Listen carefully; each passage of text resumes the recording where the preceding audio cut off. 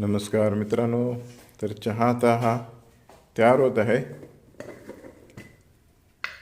आणि आज खरंच जे काही योजलेलं होतं मनामध्ये त्याप्रमाणे चहा आणि त्याच्यामध्ये गवती चहाचा स्वाद, लेमन ग्रास स्वाद यावा म्हणून घातलेला आहे. भजी तळून तयार होत आहेत आणि त्याच्यासोबत आता ह्या चहाचा आस्वाद घ्यायचा आहे.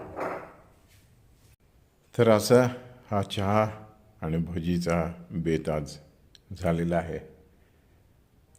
पावसानं आमची बऱ्यापैकी साथ दिला आणि जे काय हवामान झालेलं आहे तयार, त्या हवामानामध्ये गरम गरम वाफाळलेला चहा आणि भजी याच्यासारखा दुसरा अनुभव नाही.